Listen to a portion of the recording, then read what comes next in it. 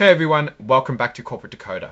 Today we are going to dive into MARCHEX's latest filing. It's a bit of an amendment, like a correction on a test, but don't worry, we will find the interesting bits. Think of it as a treasure hunt where the treasure is useful information about a company's health. This filing is especially important because it includes details about the people running the show, how much they get paid, and who owns the company. Let's see what we can uncover. So MARCHEX had to file an amendment.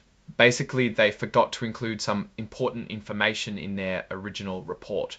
This information is usually found in the proxy statement, which is a document sent to shareholders before a big meeting, like an annual meeting. It tells you who's running for the board of directors and how much executives are getting paid. MARCHEX is including that now, so we are getting a clearer picture. Let's talk about who's in charge. The filing lists the directors and executive officers of MARCHEX. It includes their ages, positions, and how long they have been with the company. For example, Michael Ahrens is the vice chairman and Russell Horowitz is the chairman. It also tells us about Edwin Miller, the CEO, and Troy Hartless, the chief revenue officer. It's like getting the team roster and knowing who plays what position. It is important to know some of their background, like how Michael Ahrens used to be the CFO and co-CEO. Russell Horowitz is a founder of the company, so he has been around since the beginning. Knowing their histories helps understand where the company might be headed. It is like reading their playbook. The report also mentions the audit committee. These are the people responsible for making sure the company's accounting is accurate. They work with the company's independent auditor to review the financial statements and internal controls. It's like having a team of detectives making sure everything is on the level. Now for the juicy part, how much are the executives getting paid? This section dives into the compensation of the top executives, called named executive officers or NEOs. It includes their salaries, bonuses, stock awards, and other compensation. This is always a point of interest as it gives insight into how the company values its leadership. In 2023, the company had a say on pay vote where shareholders got to give their opinion on executive compensation. Turns out the shareholders mostly agreed with how the executives were being paid. That is important because if shareholders are unhappy, it can cause problems down the road. Here we see the actual numbers for Edwin Miller, the CEO. The total compensation for 2024 was over $1.1 million. This includes a salary, bonus, and stock and option awards. Troy Hartless, the HAR, made over $900,000. Russell Horowitz, the chairman, made around $350,000. This table lets us compare what the executives are making and how it has changed from previous years, in this case compared to 2023.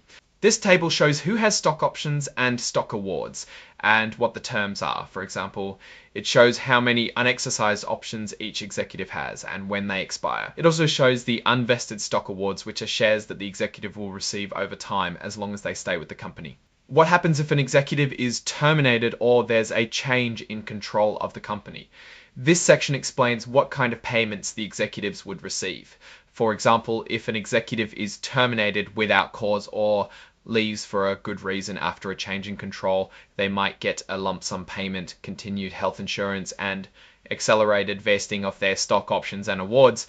This section talks about how executive pay lines up with company performance. For example, it shows the compensation of the CEO and other top executives compared to metrics like net loss and total shareholder return, which are compared over different years. This helps investors see if the executives are being rewarded for good performance or if they are getting paid even when the company is not doing well. As of 2024, the value is $70.56, meaning that if you invested $100 in December of 2021, you would have lost around $30. But is that all we need to know? Absolutely not.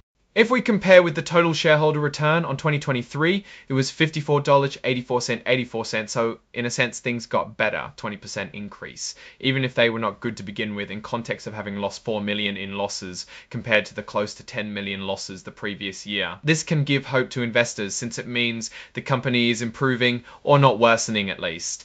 Who owns the company? This section lists the major shareholders, including anyone who owns more than 5% of the stock.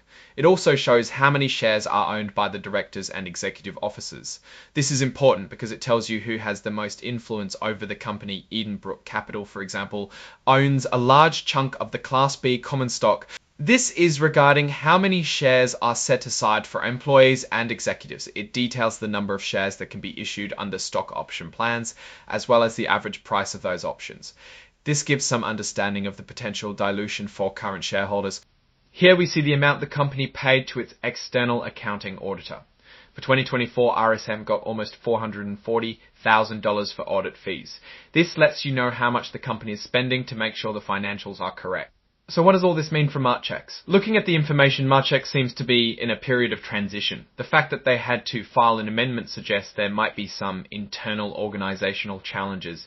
Executive compensation is high, but the company has taken the step to make sure there is pay versus performance alignment and make executives responsible for any financial downturn. A notable risk is how dependent they might be on key personnel, as the compensation packages could indicate some degree of reliance on the current team to deliver results. In conclusion, MARCHEX is a company with potential, but investors should carefully weigh the risks and opportunities. Look for consistent improvements in financial metrics. Thanks for watching.